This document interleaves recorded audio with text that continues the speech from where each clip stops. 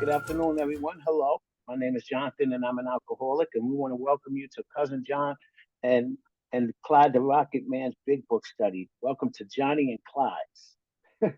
We're just two sober alcoholics reading and studying and discussing the big book the way that Joe and Charlie did it back in the days. So let's start with a moment of silence, followed by the set aside prayer that will be read by our very own Anthony. Sorry about that. I forgot about that. Dear God, please help me set aside everything I know about myself, about my disease, about the big book, 12 steps, the program, the fellowship, and all spiritual terms, especially you, God, so that I may have an open mind and new experience with all these things. Please help me see the truth. Amen. Amen. Reach us and teach us today. That's what's up. Okay. So in 1973, Joe McHugh introduced Charlie P. as an AA speaker at an Al Anon convention. Joe and Charlie soon discovered that they both shared a love for the Big Book of Alcoholics Anonymous. Traveling between their hometowns, discussing the Big Book became a regular event. You see, me and Clyde, Jonathan and Clyde, we met in the Zoo Crew in 2022, and we discovered that we shared a love for the big book of Alcoholics Anonymous. And then someone asked us, why don't we do a podcast together? And so here we are at 2 p.m. every Sunday in this room. Please have your big books handy so that you can read along and take notes and underline things as we read and study this book line by line together. We'll be recording the audio of these meetings because we want to share them with others. You can go to our website at thezoocrew.org and check out our podcasts. They're released every Thursday after the Sunday they're recorded. So the purpose of this big book study is to help you when you're meeting with a prospect or what we call sponsees, or just talking about sobriety in general. You see, we want you to be armed with the facts about yourself in the AA program because freedom from alcohol comes through taking the 12 steps and working with others. Now, page 15 of the 12 and 12 tells us exactly what the 12 steps are. The 12 steps are a group of principles, spiritual in nature, which, if practiced as a way of life, can expel the obsession to drink and enable a sufferer to become happily and usefully whole. How soon do you want to be happy, joyous, and free? That's a question. We suggest that you purchase a copy of the Big Book for future use. You will want to underline, highlight, and even take notes as we study together. Get your literature directly from AA so that the money goes to Alcoholics Anonymous and to assure that you get a good copy. Here in the original Zuku, we are not advocating that you rush through the steps, but we highly suggest that you have a sense of urgency in taking the 12 steps and having them become a way of life sooner than later. Listen, act as if this was a matter of life and death, because it actually is a matter of life and death. You see, if your house was on fire, you wouldn't call the fire department and tell them, hey guys, take your time because I've got this under control. But it seems like that's what I did with my alcohol. Now, you could go to our website at thezuku.org and order a copy of the Big Book, or you could read it online. The Big Book is our basic text and it contains a full recipe for recovery, and it's impossible to find a loophole in the Big Book that excludes you from being a member of AA. So today we're in chapter 6, Into Action, page 72. We're going to bring in Clyde now. He's going to bring us up to speed on what we've read so far, and then we're going to continue on. All right. Thank you, cousin. Hi, good afternoon, everyone. I'm an alcoholic. My name's Clyde, and grateful to be here. It's an honor to study the Big Book with a group, and thanks for being here. We're at a point in the book. I'm excited because we're starting a new chapter. So let's go ahead and summarize exactly where we are, the way the book is organized. So let me back up. I think you know well enough, cousin Jonathan and I, that we like to study the big book. This isn't a big book read. It's not, hey, let's just hurry up and read through so we can get through the first 164 pages as soon as we can. That's not the purpose of this, to read the big book. This is a big book study. And so what we're going to study today, before we pick up on chapter 6 into action, is where we are and what we've done so far. So the way the book is written, the doctor's opinion, and the first 4 chapters. The doctor's opinion is the Roman numerals at the very beginning, and then the first 4 chapters are from page 1, Bill's story, and then chapter 2, there is a solution. Chapter 3, more about alcoholism, and chapter 4, we agnostics. That it goes from pages 1 through 57. And that is entirely devoted to steps 1 and 2 for the most part. So when we read those, we take steps 1 and 2 when we go through those first 57 pages and the doctor's opinion. And where we took step 1 in those first 4 chapters was on page 30, the opening page of chapter 3, more about alcoholism. And step 1 was this simple. I had to concede to my innermost self I was an alcoholic. That's the first step in recovery, is what it says. So that's how simple step 1 is. We just concede to our innermost selves we're alcoholic, and that's the first step. Now, the second step was taken, again, very brief, very simple, on page 47 in chapter 4, We Agnostics. And we had to ask ourselves but one short question. Do I now believe, or am I even willing to believe, there's a power greater than myself?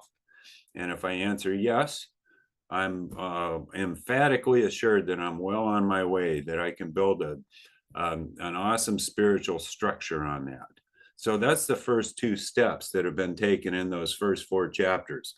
Then we get into chapter 5, and that's it tells us how it works. And that's where he tells us an overview of the program and what the 12 steps are. And so when we get into chapter 5, how it works, step 3 is that made a decision to turn our will and our lives over to the care of God as we understood him.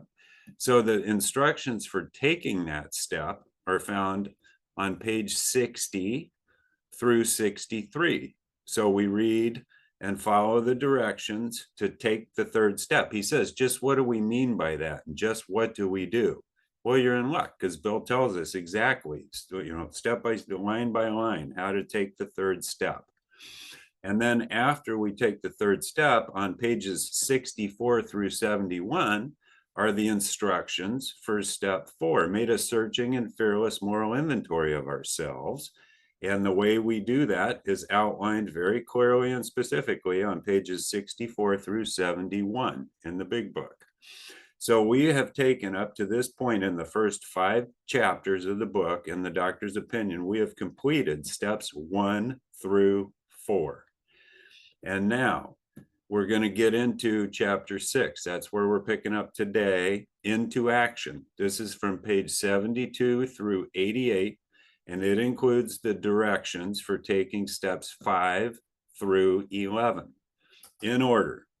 And so we're going to be picking up today into action.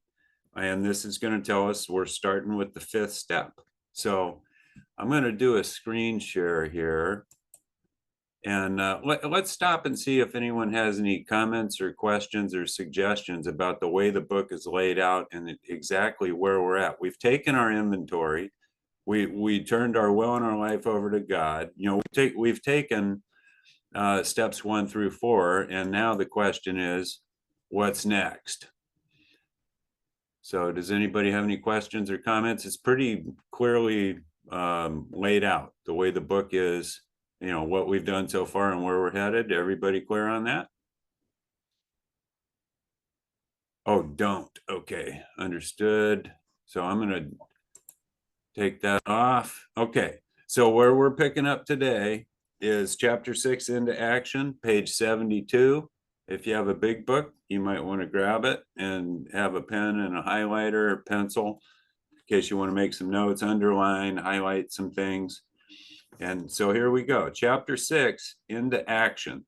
It says, having made our personal inventory, what shall we do about it? So we've been trying to get a new attitude, a new relationship with our Creator, and to discover the obstacles in our path. We have admitted certain defects. We have ascertained in a rough way what the trouble is.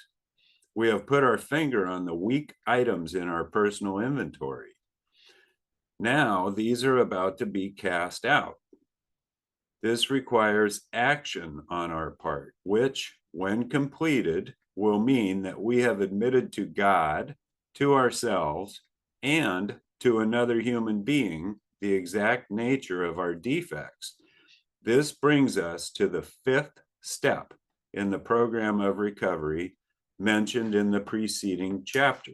That was mentioned on page 59. It said step 5.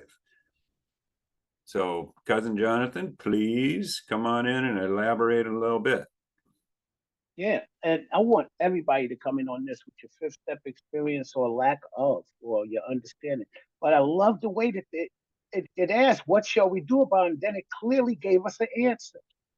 It clearly gave us an answer. It says, it means that we would have admitted, well, it says that it's going to require action. The action is to admit to God, to ourselves, and to another human being the exact nature of our own. That's what we're going to do about it. Isn't that something? The answer to the question is right there. And that is the action that we need to take.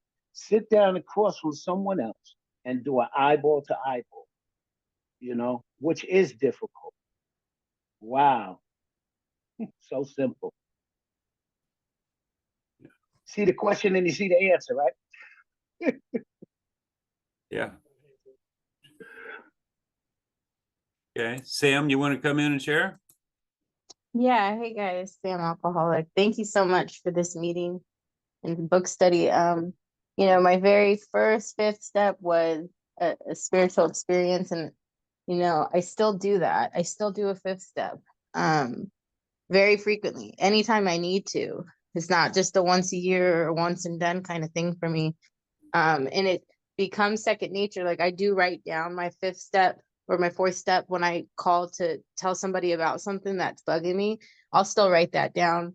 With the 10th step, I can kind of do it in my head, but on a daily basis, if something comes up, I know I need to tell somebody if it keeps coming up, that's like what I, consider a resentment if I can't let go of something, and that'll build and that'll grow. So I just, for me, a fifth step is something that I can do as often as I need to, as many times as I need to. But it's the best thing ever. So thanks for letting me share. Thank you, Sam. We appreciate you. And by the way, Anthony's doing our timer. We have 90-second shares at this study together. Come on in, Kimberly. Thanks, Clyde. I'm Kimberly. I'm an alcoholic. And something just came to my mind, because that's usually what happens whenever I come into these studies and read the big book again.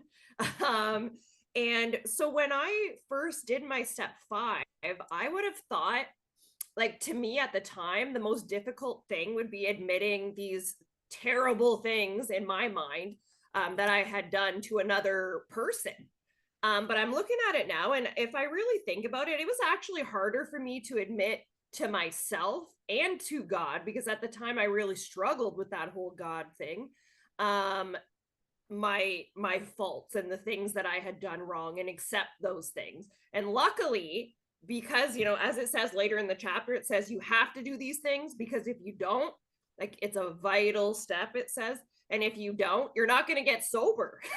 You're not going to get well. And that's the thing. I did do it, thank God. And I accepted those things, and admitted to myself, admitted to God, admitted to another person. And it hit me right now that it was more difficult to admit to myself and God than it was another human being. And I'm just glad that I did all 3. So that's it.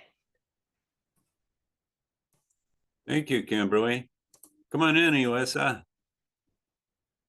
Clyde, Alyssa, recovered alcoholic. And what I heard when you were reading is we've ascertained in a rough way, right? And people get stuck on that 4th step. And ascertained is it's the attempt of finding out the problem, right? Like when we say you don't sit on that fourth step forever, right? So in a rough way, I've been able to see what the main things in my life that are blocking me. And now I get to go share that with, well, God already knows because he was watching when I wrote it down and it came to me, right? And then I get to give it to somebody else. And I do that fifth. You know how many fifth steps I've already done today? I don't know. Like I know I'm at least at 10 because life is happening, you know. How many breaths have I taken? I don't know. But the problem in all, like the common denominator in anything that I'm disturbed, because I don't have problems today. I have opportunities that God gives me to apply the tools that were so freely given to me here. So freely given to me. The one who has all power doesn't charge for the solution, right? Like I don't need to go anywhere else. It was so freely given to me here. But when I do that, I get to see what my higher power shows me when I go to him after doing the process, right? When something comes up, I get to see my part in it, that 4-step process, and I get to ask him to remove it. When I go to him, he clearly shows me where he was at the beginning of that opportunity. And it's absolutely amazing. And I'm living it right now, like today and all of everything that I move through, I'm living it. So this excitement, this is a spiritual experience. I'm here right now. God is giving me a spiritual experience as a result of these steps. But it only happens if I go to him first. And when I did my first fifth step, you know, I didn't feel what I feel today when I do it, right? That perfect peace and ease, and my fears fall from me, you know, because I feel the nearness of my creator. You know, he is. I never feel that disconnect. The only person that can disconnect me from my higher power is me. And you know what? The grips of that was harder than the grip on my steering wheel in a snow blizzard driving over the Mackinac Bridge. And if you know what I'm talking about, that grip is something I'm not going to let go. And that is a result of that fifth step, that perfect peace and ease. And I need to just hold on to that one who has all power, and he'll direct me to who I get to share that with. But the peace and the serenity that comes as a result of that process, that simplicity is just absolutely amazing. That's why I keep coming back, because it's limitless. Thank you, Clyde, for taking the meeting. And thank you, everybody, for being here and being a part of my sobriety today. I love you all. Thank you, Elissa. We love you too. Come on in, cousin. What do you think about this fifth step? Hey, this thing is going great. And what just came to me was yeah, where it says admit to God, to ourselves, and to another human being the exact nature of our defects, right? And this brings us to the fifth step in the program of recovery. Now, I needed to know what it was that I was sitting down and talking to another human being about, you know? And I found that there was three parts, and it was the things that happened to me. The things that happened to me. I needed to tell somebody that stuff that I wasn't going to tell anybody that happened to me. The things that I did to others that I wasn't going to tell anybody about, the things that I did to others. But there was a third part that was brought to my attention, and that was the things that were going on around me that disturbed me. You know, I needed to talk about that too, because what that did was it left me in a fear of those things happening to me. You get it? So it's what happened to me, what I did to others, and yeah, some of the things that were going on around me, you know, especially in a dysfunctional family, you know, that certain, you know, injustices or punishments may have been being handed out. And maybe I, you know, it didn't happen to me, but it happened around me and it did affect. So it's important that we know what we're going to talk about. We're not just going to start blurting out stuff. We want to know why. We want to talk about what happened to me, what I did to others, and the things that were going on around me in my close, you know, in my close network. Yeah. All right. Thank you. We appreciate it, cousin. Hey, yeah, I'll get you, Mo. Come on in, Kevin. Asking you to unmute.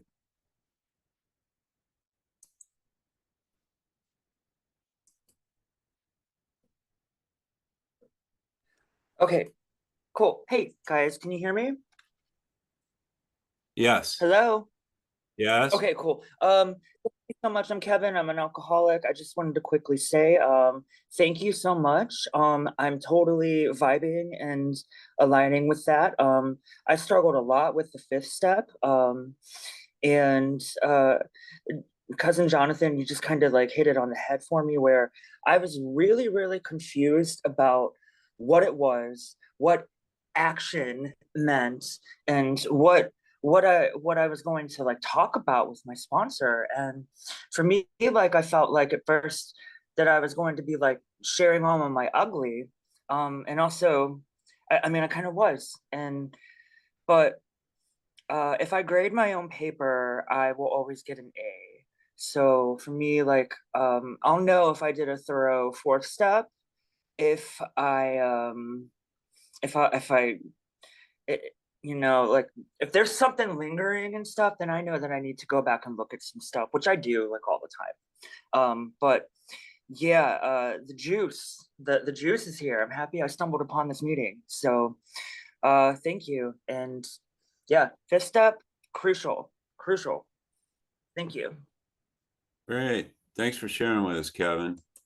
Yeah, so I'd like to make a few comments about this fifth step here. So, and the reason I did the four-step inventory, the way it's outlined in the book, was to figure out why am I, and so I've written down and I've identified why I'm angry with resentment and anger, why I have fear and anxiety, why I have guilt, shame, and remorse. And I put it all on paper in front of me. And now those things that are making me uncomfortable, making me want to drink to get relief from them, are going to be about to be cast out. But I have to take an action for them to be removed and have them cast out. This is great news to me, because now I'm going to be able to shed this stuff, drop these rocks, get this stuff that is blocking me from my relationship with my creator, that I'm trying to get a new relationship that works, a new attitude, new relationship with God, so that I can get well and overcome the spiritual malady. It told us when the spiritual maladies overcome, we straighten out physically and mentally. So the way to get these harmful things off of my back the action I need to take is to admit, I've already admitted it to God and to myself. I need to admit it to another human being. Very clearly says that. And that's what this fifth step is all about. I need to get them out in the open, exposed in the light where God can treat them for me. And the way to do that is to share this information with another human being. That's what it says. All right, Sam, come on in. Hey guys, Sam, alcoholic. Yeah, something cousin said really came to mind when he said the thing about the things around us bothering us. You know, somebody was eating during this podcast, and it was driving me nuts. And I was like, who does that? Why would somebody do that? I was losing my mind over here. I was getting ready for the day, just thinking about it. And I was like, that's so exactly what we're talking about, which is admitting it, which is what I'm doing right now, because it is none of my business. There's a million reasons why I shouldn't be worried about how this is going. And it's not in my control. It's in God's hands. But I tell you what, I noticed it because of what cousin said.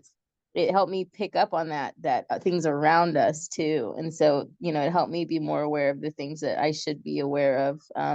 Because I think I don't want to admit things are bothering me sometimes and then push it down. And that's the opposite of what we're taught to do here. So anyways, thank you so much. I love you guys. Thanks, Sam. We love you too. Come on in, cuz. Yeah, okay. Yeah, while we're here, and you touched on another human being. Uh, well, we learned who those human beings should be, you know, and like we often say, your sponsor, a priest, a lawyer, a spiritual advisor. But we suggest that you don't do this with a close friend or a family member. You don't do this with a close friend or a family member, because you might hurt them and you might even injure yourself, you know? So we want to get that right out in the front here. Yeah. Sponsor, another close friend alcoholic, uh, lawyer, priest, doctor, but not with a close family member or a friend, you know, because you might cause harm. Good. All right, thanks, Cousin. Yeah, come on in, EUSA. Thank you, Clyde. Yeah, I'm coming back in because something that I heard, because this is a simple program, right? The steps, it gives us, it asks the question and gives us the answer. Clyde's been clearly breaking that down for us, right? So I heard something about, what to share with my fifth step. Well, you just did the fourth step. And so the people that, have struggled, like, how do I do a fifth step? I just tell them, read it left from right. You just did the work, you have it in front of you, and then it gets the conversation going, right? And then I can say, well, this was bothering me, but after going through all of these resentments with you, we don't even need to talk about what the other person did, because I can clearly see that I was being selfish and intolerant, right? Because that's what it is. The exact nature of our wrongs, column 4 in my fourth step. My character defects, column 4 in my fourth step. Bill just uses a bunch of different words, but it's the same thing, the causes and the conditions. So if I've done a proper fourth step, I already have the information written in front of me in black and white because we've been instructed. So that's where the simplicity comes in. Just grab it and start working with it, because your sponsor, if you go through it, anytime I hear a first fifth step, I ask, is there anything else that came up as you were sharing these things that you would like to share with me now, so that we're not taking it in and you can continue to live in 10, 11, and 12, right? That simplicity of that fifth step, because, it is about that the cause can change and that person can change. So column 1 and 2 can change, but the consistency is column 4 in my behavior and what it affects on me. And then the consistency again comes in column 5, what God would have me be. So that simplicity. And I didn't get that on day 1. Heck, I don't know when that came, but I had to keep coming back because more gets revealed. Like, this is a way of life. It'll tell us further on that these are thoughts that have to go with us constantly, and they can if I practice them. Like, that's been a result for me. So those are promises that are within this book too, just like the promise that it's going to tell us what happens when we do our fifth step. And not just the initial one. It happens every single time I get myself out of my head, because it's my intolerance, it's my impatience. You're not doing anything wrong. You're just living your life. I'm putting expectations on you. That's where, those behaviors would come back out, and they are futile, fatal. So it is vital that I call those behaviors out to God, myself, and to another human being. That's where I can hold myself accountable. But I can't just hold myself accountable. I have to have the proper processes. And that's what you guys teach me here. So I'm going to keep coming back. Thank you, Clyde. Thank you, all of you. Yeah, thank you, Alyssa. We appreciate you. Come on in, cousin. Okay, so I'm just going back a little. Now we may wind up in this paragraph for however long it takes for us to find everything that we can find in it. So yeah, the purpose of this is because we're trying to get a new attitude and a new relationship with our creator. It says that right in the second line. That's what we're doing. We're striving to get a new attitude and a new relationship with our creator. And then let's talk about those rough things, those character defects that we have put our finger on. We can't skip through those. What I found was I was selfish, self-centered, dishonest. I was always afraid, and I was easily irritated and resentful. Let's say that again. This is what I found in my fourth step. I was selfish, self-centered, dishonest, always afraid, irritated, and resentful. So these are the things that we found. And then I'm glad that Alyssa talked about sitting on the other side of the table. What a wonderful experience. Why did I take my fifth step? So that I could be able to receive someone else's eventually. And that has been such a great experience to me. I'm sitting here with Mo. Me and Mo worked together. We went through the steps together, and he did his fifth step with me. And it was something that I often ask people to do after they tell me their life story. I said, I don't know if you left anything out, but I said, but this is a suggestion. Would you mind going to a priest and making a confession on top of this? It's just a suggestion. I mean, no one has ever said no to it. But the bottom line is what it is what's good for them is good for me. And when they agreed to do it, I agreed to do it. Yes. When they agreed to do it, I agreed to do it. And we go out and we do it. And then we come back and we talk about the experience that we had. And in Mo's case, right, when I did go and sit down and talk with a priest, now you're not going to believe this. Some people in this room, I think Cuzin was there when I came back and told you guys. I had been did confessions a few times, you know, because I was doing fifth steps. And the last time, well, it wasn't the last time, but the time that I did it, when I asked Mo to do it, I went and saw a priest, and listen to this, unbelievable. He gave me absolution.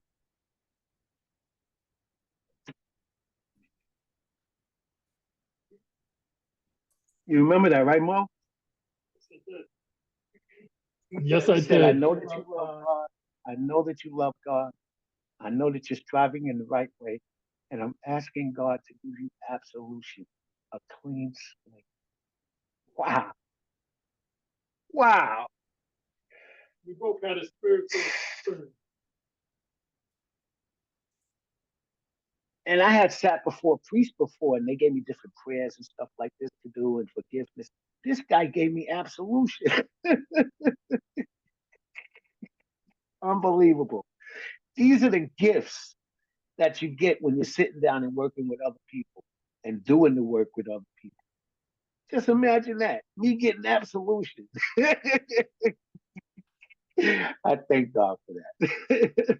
That's one of the experiences that I actually had. Alyssa remembers, I came back to remember, I came in the room, I said, I got absolution. But if I had never worked with him, that would have never happened. So this is what happens when we start working with other people. We get blessed. We get absolution. Stuff like that. Yo, this is just great. This is just great. All right, come on in. Good. Keep going. Let's keep going. And Cousin, I'm so glad that those were cast out. See, Cousin took the action, and these were cast out. All this harmful stuff. What a miracle. Thanks for sharing that, Cousin. Come on in, Mama Bear, Loretta. Thank you, Clyde. Well, here's my absolution. I'm guilty of brain farts. For some reason, I'm thinking 2:30 was the meeting start, but it's actually 2:00. So forgive. I know you guys really don't care, but Anyway, I love you guys, and I'm very grateful for the meetings, and that's all I have to say right now. Peace out. Thank you very much for letting me share. Okay. Thanks, Mama Bear. We're glad you're here. Hi, Sam. Yeah, we love you. Hey, Clyde, Sam Alcoholic. Yeah, talking about putting down the character defects, something that helped me was recognizing I thought I had to like cherry pick those character defects of what I identify with. And the truth is, for me, at all times in my life, I've been I've showed all those character defects that opened my mind to the opportunity with more than one. And it's true. It's like, I feel like I'm capable of all those character defects at any time when I'm in self-will.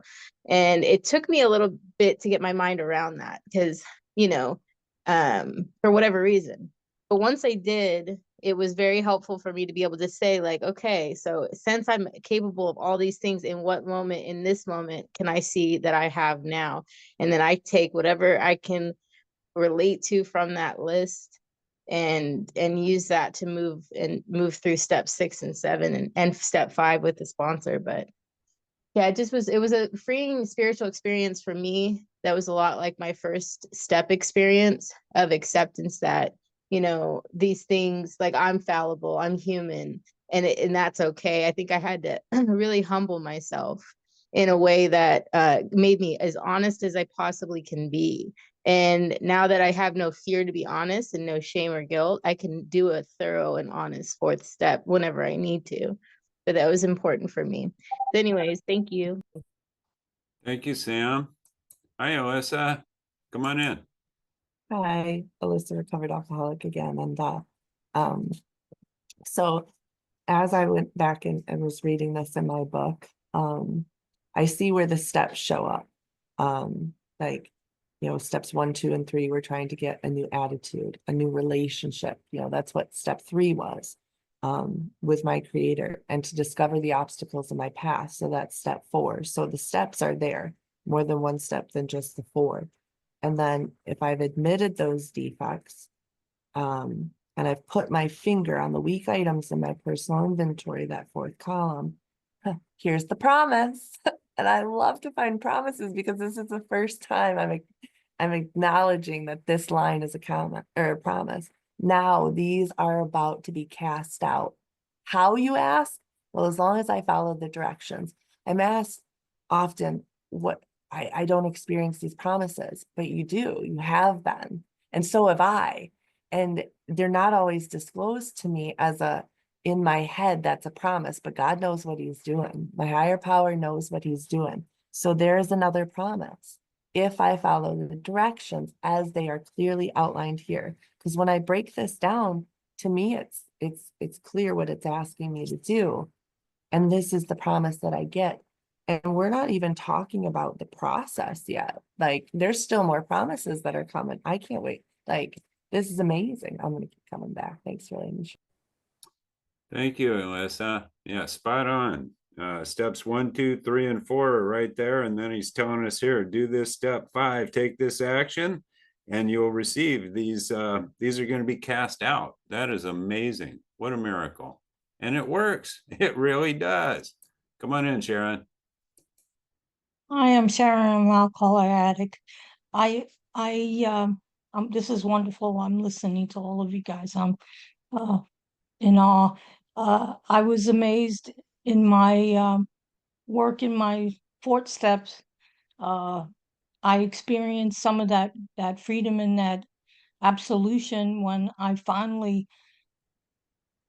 let go of my my dark secret. I had one that I was going to take to the grave with me, and because of that, I was unhappy. I was miserable, incomplete, and things just, I did 4th steps and 5th steps, but there was that one thing that I held on to. And when I finally let that one go, I did that actually in a church. And so I didn't get a priest to do absolution, but just the setting and what it was and everything like that. It was like being rocketed into the 4th dimension because my life changed dramatically. And I had such a sense of relief and newfound freedom to go on from there. And I'll never forget it. It will stay with me the rest of my life. That one last thing that I don't know why I felt so much shame, but I did. And thank you for letting me share. Thank you, Sharon, for sharing your experience with us. We appreciate that. And that's a very important point. We're going to be reading about that, about being sure we need to admit everything, can't be holding back. Come on in, Lindsay. Good afternoon, Lindsay. Grateful recovering alcoholic. There's 2 main things that came up with step 5 for me, and bang, bang, they were there. They were there for me to notice. We weren't bad people trying to get good. We were sick people trying to get better, right? And also we find out that we aren't as good at being so bad. I mean, some of those things I was like, oh, really? I'm about to share this with another human. Me and God, I'm okay with, but I have to like actually admit it to another human. Like, that was insane for me, right? So it took me a little bit to get there, but wow. And then it's like, well, I understand there was no real reaction to what I was saying. It was just kind of like, okay, like, do you have anything else that you need to say? And then they shared their own experience, strength, and hope with me, which helped also, right? So those 2 things popped up for me. Thanks for letting me share. Thank you, Lindsay. Come on in, Mo. Yeah, we appreciate you. Thanks for being here. Hi, Mo. Whoops. Sorry. Right again. Hey, family, Mo, grateful recovery alcoholic. It's great to be here. What a great meeting. I remember like it was yesterday doing not only my 4-step inventory, but sitting down and not only admitted to myself, to my higher power, my God, but to another human being. And I had a spiritual awakening that day.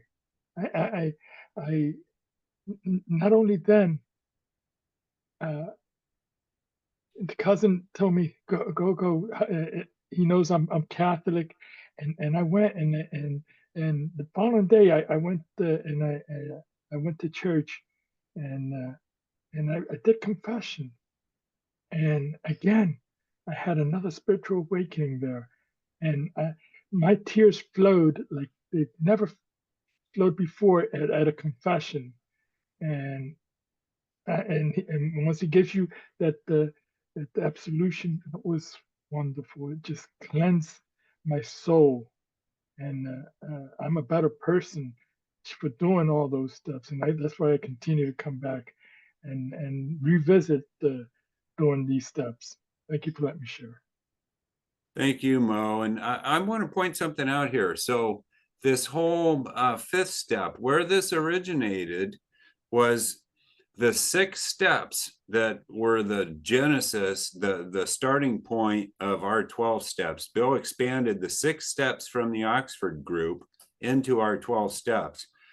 And their 3rd step in the Oxford group to have their spiritual experience, this is what Roland Hazard and Ebby Thatcher had their spiritual experience and then shared with Bill. It was 6 steps at the time, and then their 3rd step was moral inventory, which is our 4th step, and their 4th step was confession. That's what this is. This is confession, this 5th step. And it's a powerful practice. It's been used for thousands of years from the different religions and spiritual practice of confession. The reason it's used is because it works. And I mean, we're hearing a lot of examples of it right here, right now. So that's where that came from, the Oxford groups. Confession, that was their 4th step. Okay, so are we ready to continue? That was a great little interaction there and discussion of that first paragraph about this 5th step and admitting to another person. It's a big move. It's a power move. So let's go ahead and continue with the reading. We're on the 2nd paragraph now on page 72, chapter 6, into action. It says, this is perhaps difficult, especially discussing our defects with another person. This is where it gets tricky and people get uncomfortable. People sit on their 4th step a long time, some people, because they're uncomfortable with it. It says, we think we have done well enough in admitting these things to ourselves. So a lot of people look at their 4-step inventory and their light bulbs are going off and they feel like, oh, hey, I understand this is that self-knowledge that'll avail you nothing is what that is, okay? Some people think, all right, I got it. Now I understand. We think we've done well enough in admitting these things to ourselves. There is doubt about that. That's what Bill says. In actual practice, we usually find a solitary self-appraisal insufficient. That's not going to work. It says many of us thought it necessary to go much further. So he says we will be more reconciled to discussing ourselves with another person when we see good reasons why we should do so. The best reason first. So here's the best reason you should take your 5th step and share your 4-step inventory with a priest or your sponsor or spiritual advisor. Here's why. If we skip... Clyde. Yeah. Clyde. Let's try and count these reasons as we go along too, right? You got too much echo there, cousin. Turn off your mic, Mo. Let's try and count these reasons as we go along. We always have fun doing that. Yes. Okay. So, you see how it says the first reason. So that means that there's a few. That's right. There's more than one. So here's the first reason and the best reason to take your fifth step. And here's why, if we skip this vital step, we may not overcome drinking. I'd say that's a pretty darn good reason that if I'd skipped the fifth step, some people are they're just not comfortable enough to share their fifth step, and they just move on and do the rest of the steps. And that's what he's talking about here, trying to skip it. You can't do that. It says time after time. Oh, wait a minute. Come on in and share with us, Jen. Thank you so much, Clyde. Jen, grateful recovering alcoholic. Right there is the actual best reason why we do the fifth step. If we skip this vital step, we may not overcome drinking. Man, I didn't want that to happen to me. So I was so willing, because when I first started reading the book, it was told to me that there's promises, prayers, warnings, and directions in the book. And that's a warning. That's a warning. It says you might drink if you don't do it. Like, I don't know how much more clear it is they could put it, that and I wanted to overcome my drinking. And so that's what I did.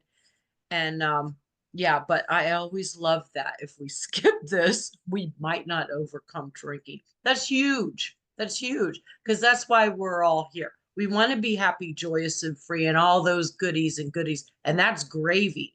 Me, I wanted to get the drink problem solved. So that's why I did it. Thanks. Great. Yeah, thanks for sharing with us, Jen. Come on in, Mama Bear. What do you think about this? I think it's pretty awesome. Mama Bear's still an alcoholic. I had a problem with writing my personal feelings down for over 50 years.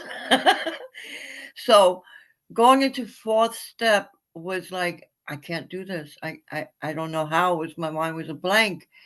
And however, God is good. He brought in my sponsor. He used her to help me overcome that writing issue. But after I went through that and then went into the fifth step with her, it was freedom, freedom, freedom. It was absolutely awesome freedom. And that was pretty much a miracle for me, because to overcome writing personal things, I mean, I write things down. I like to do research. I like to do uh, word studies and stuff like that. But to write down my personal feelings,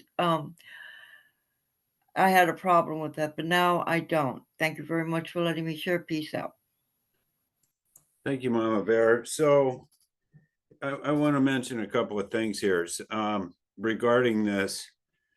On page, so chapter 5, how it works, previous chapter, on the first page, 58, it said, if you've decided you want what we have and are willing to go to any length to get it, then you are ready to take certain steps. And that's what this is, the fifth step. It says, at some of these we balked. We thought we could find an easier, softer way, but we could not. And I think that's what he's talking about here. Some people think there's an easier, softer way. I'll just skip over that fifth step and I'll just continue and do steps 6, 7, 8, 9, 10, etc. And that's the easier, softer way. And he's telling us, no, you can't skip this vital step. So here's what he continues to tell us. Time after time, newcomers have tried to keep to themselves certain facts about their lives. So here's that easier, softer thing. I'll just keep this to myself. Trying to avoid this humbling experience, they have turned to easier methods. See what I'm talking about? It says we thought we could find an easier, softer way. Earlier, he told us that. And we can't. says almost invariably they got drunk. So that's Stop right there, Clyde. Yep. Stop right there. Yeah. Let's talk about some of the methods that we have tried. And I was just thinking about one, uh, and this is my experience. You know, I wouldn't take the steps. I knew that I needed to get certain things out into the open. So, you know, I thought that now this was my idea of taking a fifth step, right? Instead of sitting down with somebody and telling them all of my story, the way that it's laid out in the book, what happened to me, what I did to others, the things that were bothering me that had gone on around me. No, I thought that I'd come in a meeting and tell some horrible thing that had happened to me, or some horrible thing that I did, and okay, yeah, oh man, I just I just dumped my trash, and I'm okay now. You ever seen that? Yeah, I used to do that. I used to do that until I got taught better. And we see people do that sometimes, and instead of just going and sitting down the way that it's supposed to be done, they want to come into a AA, and that's why we specifically say, for more personal and deep-seated issues, just go and get a sponsor to talk to and tell the whole thing. You know, I thought that if I gave a little this, and yeah, it was called the piecework, that I was getting somewhere, but it got me nowhere. Anybody can identify with that. I'm going to do my fifth step a little bit at a time. A little bit at a time. Yeah, that was one of the methods that I was trying. It didn't work.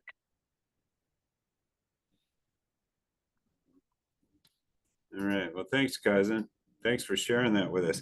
Does anybody here have any experience with this where you were uncomfortable with sharing your fifth step and you held some stuff back and it came back to haunt you?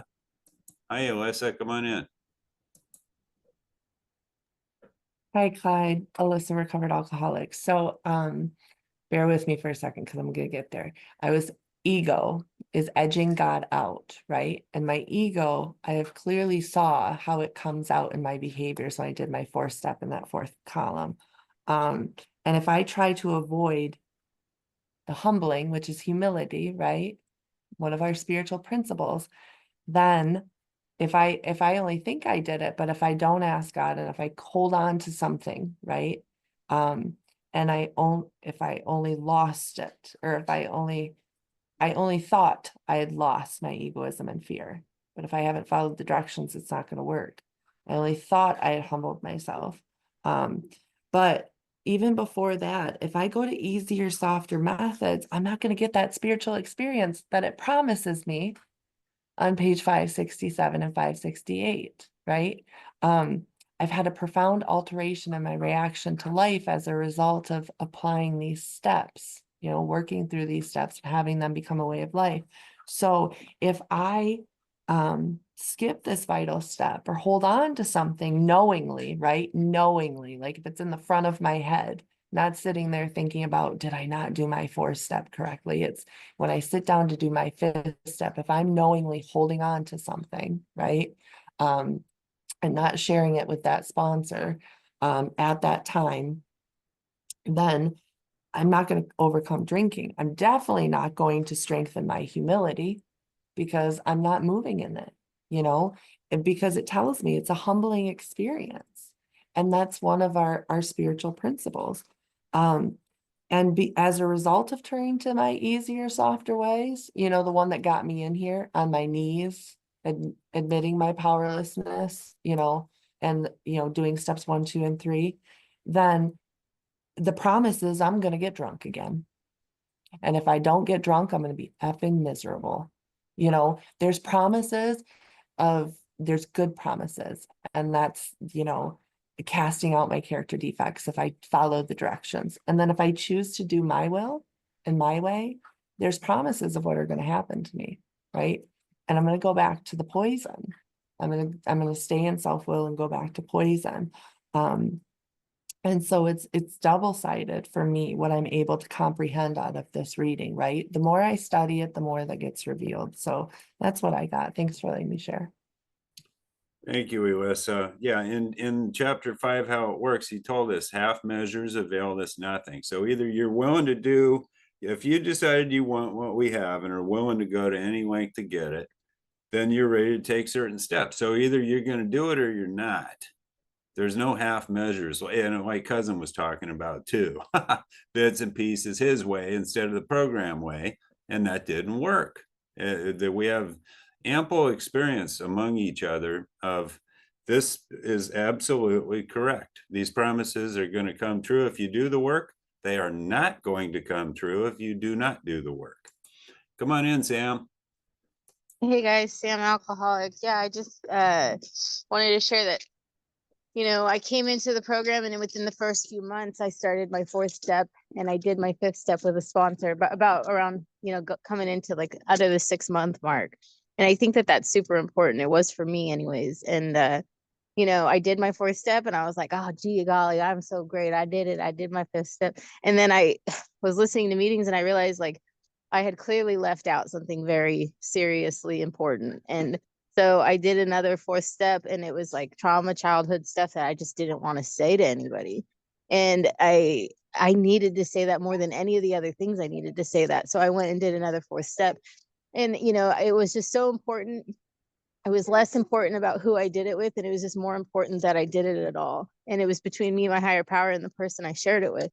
And mentors are so important for that reason too, because God uses all of us to walk us through this program. And for me, it was a mentor that really truly helped me see just the importance of getting it out to somebody, and why we have to do this to stay sober. It became so obvious to me in that moment because I finally let everything go. And I know this is probably off from what you're saying, but like letting go of that was like, it just was everything to me, because there was so much that I didn't understand about how this program helped us. Anyway, thank you. Love you. Bye. Thanks, Sam. I heard the word have to, and it just triggered with me how grateful I am that I get to now. I used to be a have to. Taking these steps and doing this work was a have to when I got sober earlier on, and now it's I get to. And wow, what an amazing experience to get to do this. The attitude, the personality change sufficient to bring about recovery from alcoholism. It's a miracle. Come on in, Sharon. Hi, I'm Sharon. I'm an alcoholic addict. I'm here, as I said before, I'm here to test it. I was dying. I may not have drank or used or anything like that, but I was dying inside emotionally, spiritually, and I really had no clue why. I didn't make that connection, and that half measures, that one thing, and that's what I said to the person that I shared my 5th step with. Please help me because I'm dying. And that's how, I was at the verge of, hurting myself because I knew something was wrong and I wasn't taking everything as seriously as I should have. And the promises weren't coming true. And when that was done, that's when everything changed. And I tell that to any newcomer now till the day that I'm no longer on the face of this earth. Don't leave anything out. And I asked my sponsees that, is there anything else you want to say? And I asked them after they've thought about it for a couple hours. And I continue to do so. Thank you. Great. Thank you, Sharon, for sharing with us. We're glad you're here.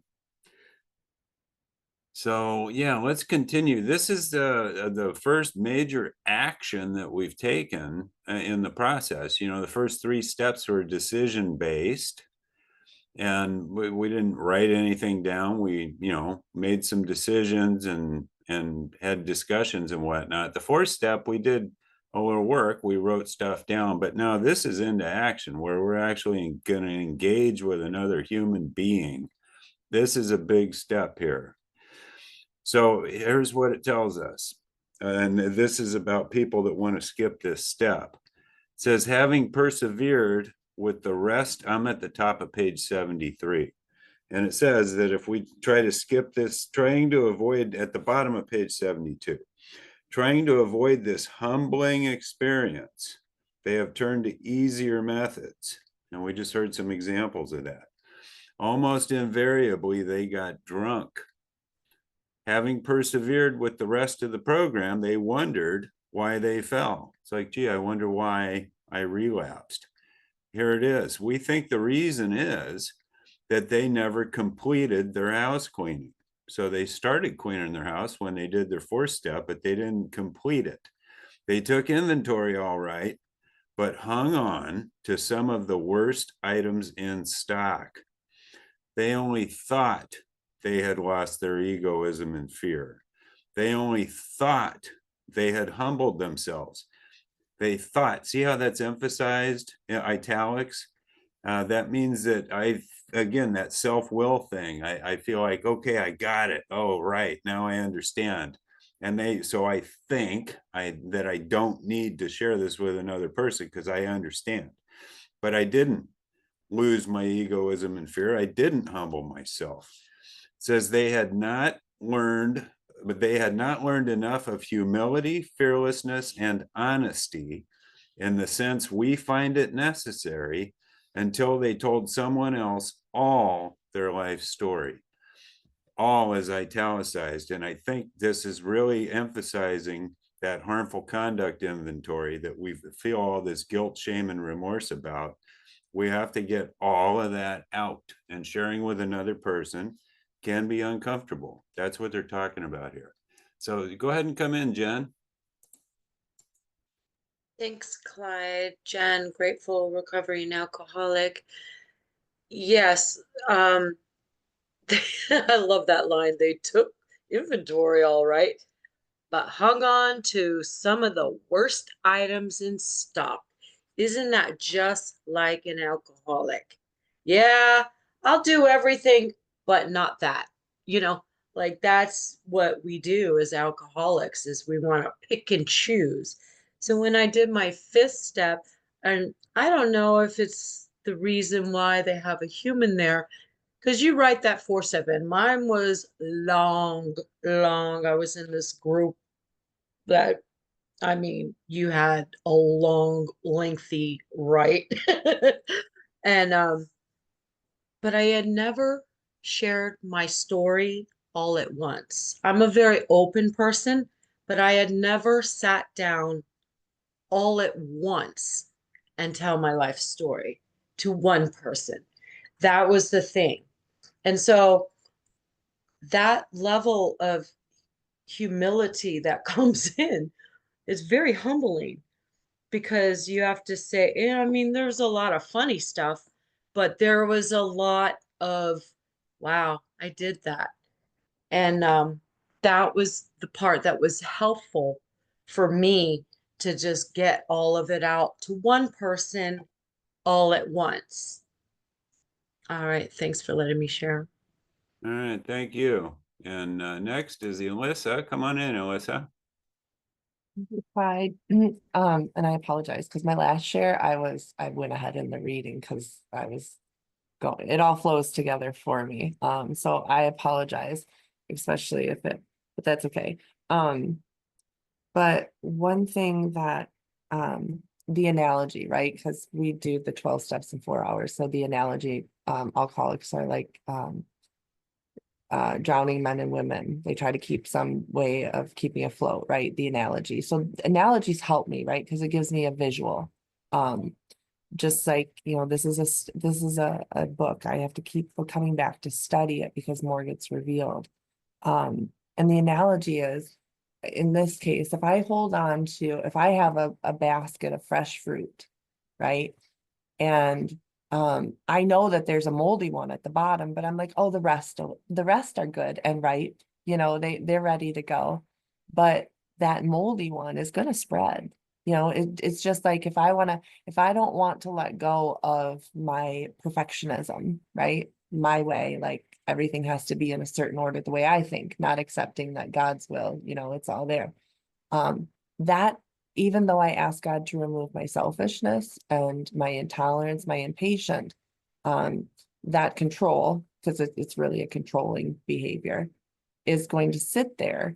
And even though I'm strengthening my tolerance and my patience, and those fruits at the top are looking good, that control is still down there rotting away, and eventually it's going to be all consuming, right? And I'm not going to have any pretty nice strawberries on the top. They're all going to be moldy, right? And that's what this clicked for me.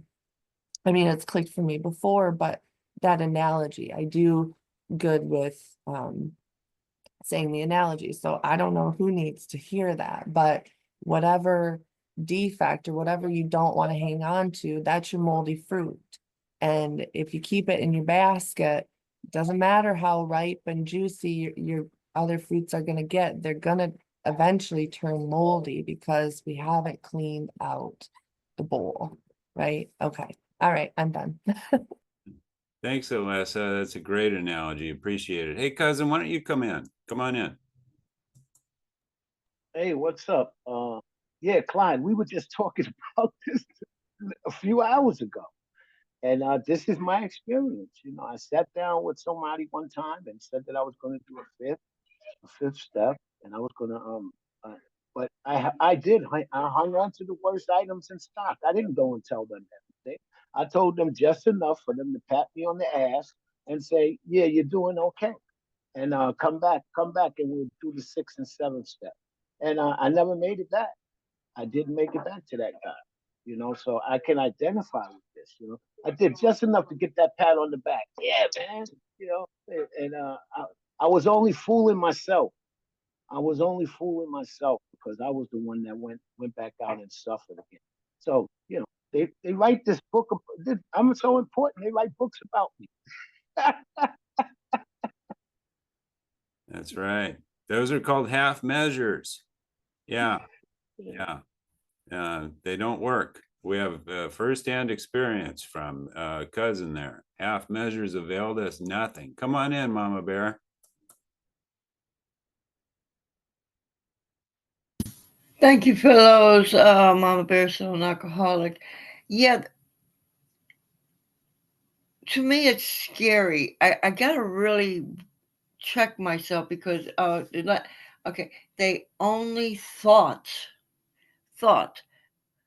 they had lost their egoism and fear. They only thought they had humbled themselves. But humility and fearlessness and honesty, those three words to me are key to my life because getting sober is like an onion, as I've heard it said, that peels back and the deeper, I mean, I'm not quite 2 years yet, but my response says, wait till you get to your third year. I said, oh my goodness, that's scary. So, yeah, I'm experiencing that onion peeling back. I'm going back now to my childhood, for Pete's sake. You know, I was always a person to just focus on today and hope for tomorrow. However, apparently God's got different plans for me. I mean, I went back to what got me angry at God, and that was cool. I was fine. I'm over that, you know. But now we're going back deeper and going back to childhood. I said, really? Anyway, what got to do what you got to do because I want to stay sober. I mean, that's the best way of life. Okay. Thanks for letting me share. Peace out. Thanks, Mama Bear. We appreciate it. So again, back to the question about why we should do so. It says if we skip this vital step, what's going to happen? I'm not going to learn enough of humility, fearlessness, and honesty in the sense that they find it necessary to successfully have a spiritual awakening and spiritual experience. If I skip this step, I will not learn enough humility, fearlessness, and honesty. That's the problem with skipping the step. Come on in, Sam. Yeah, you know, the thing is that we're told we must do certain things. So I had to do certain things. And I get to do certain things every single day. My mindset is balanced in a healthy perspective of positive desire to stay sober and help other alcoholics. And that comes from a place of really knowing, having an honest perspective of myself. And, you know, those are just the principles, like those are the foundational things that I need to know every day about myself. And, you know, the main one is obviously that I'm an alcoholic and I go from there. But, you know, yeah, the honesty of it all, I really had to get down to the deep knowing of myself. And I skipped it the first time. My fourth step, I skipped a vital part. And I was lucky I didn't drink, you know, and I could feel it. There's times in my program, because I've been sober for over a year. I've been sober since I came into AA and I've worked the steps. And there's moments where I feel those moments that I could have went out and drank, but I did with the program instead. I made the choice to work the program instead. But I've seen those things crop up where, and that was one of them. That was one of the biggest ones, was when I didn't do that fourth step inventory as honest as I could have been, because I was scared to say it to somebody else.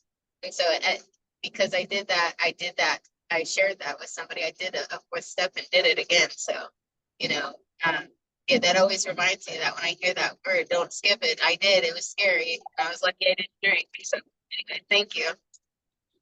Thank you, Sam, for sharing that with us. We're glad you're here. Come on in, Kimberly. Hey. So the step 5, the first time I did it, I was lucky and I did do my best to share everything that I needed to. I really did. And that was obviously helpful. But my sponsor at the time suggested that I go through the steps once a year with a different person, partially because you get a different perspective from other people, and partially because more comes up. There was things that I did on my second, fifth step that I didn't do on my first, and not because I wasn't willing to share them or anything like that, but it was because I didn't think about them. And this second time around, I had different things that I sort of added on there. And of course, it wasn't as long the second time around as the first time.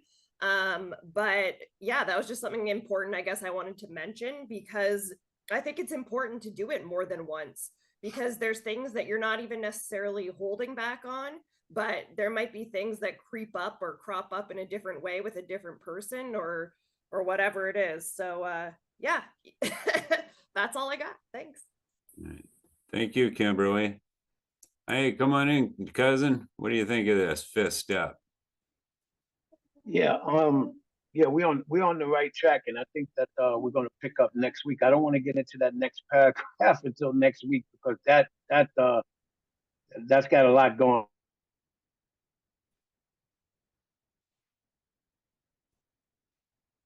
on with it. That's got a lot of sitting down with somebody else, you know, every once in a while or periodically. Now that's great, you know, and I've done that too.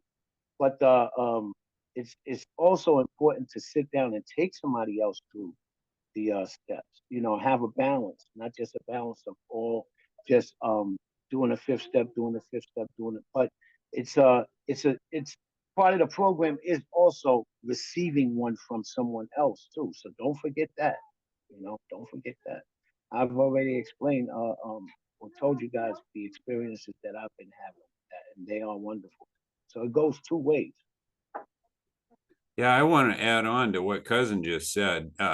Cousin Jonathan is the one that really kickstarted my program of working with others. It was over a year ago, and we were in the parking lot between meetings, and I was talking about, you know, to the group, hey, I'm taking the steps again, just like our last person shared. And I was so excited about taking the steps. And Cousin Jonathan said, hey, I got a better idea.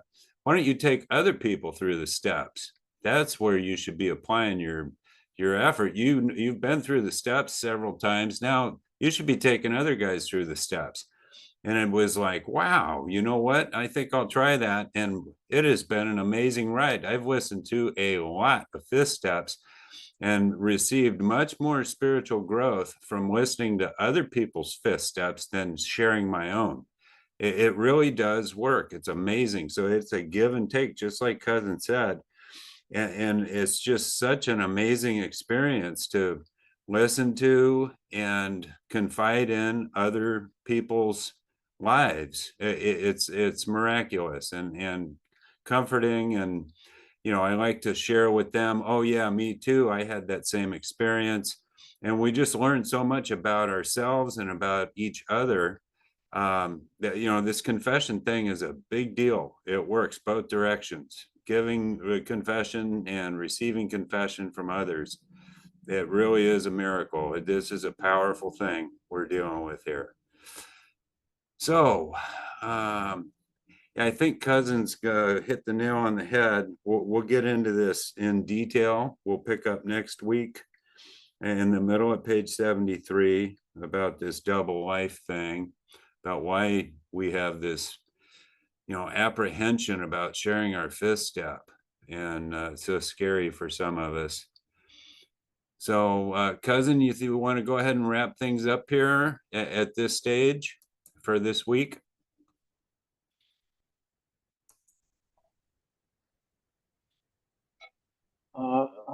Unless we have more comments, any. All right, my internet is a little shaky, but hopefully I can make it through. Can you hear me now? Yeah, we can hear you.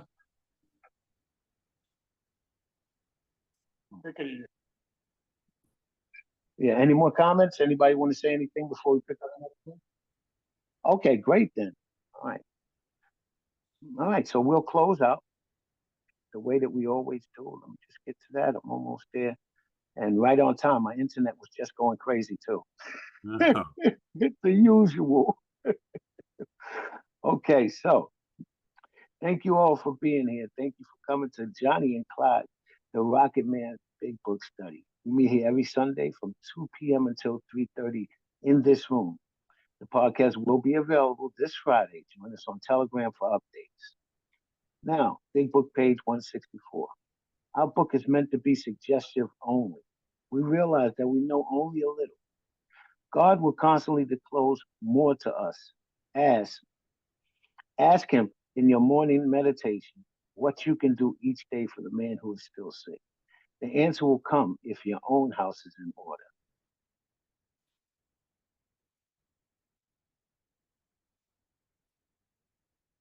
And not transmit something that you haven't gotten. See to it that your relationship with him is right, and great events will come to pass for you and countless others. This is a great fact for us. Abandon yourself to God as you understand it. Admit your faults to him and to your fellows. Clear away the wreckage of your past and give freely what you find. And we shall be with you in the fellowship of the Spirit. And you will surely meet some of us as you trudge the road to happy destiny. May God bless you and keep you until then. So let's close with this meeting with the Lord's Prayer all together. Who woke us up this morning? Our Father, which art in heaven, holy be thy name.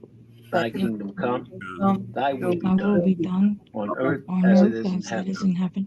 Give us this day Daily our bread. daily bread, and forgive us our as we trespasses, forgive those as who we forgive those who trespass trespass against us. Lead against us us. not into Not temptation, temptation, but deliver us from evil. deliver us from evil. Thine is the kingdom, Kingdom, the power, the and the power, glory, and the glory forever and ever. forever. Amen. Thank you all for being here. Amen. And we'll see you guys next week.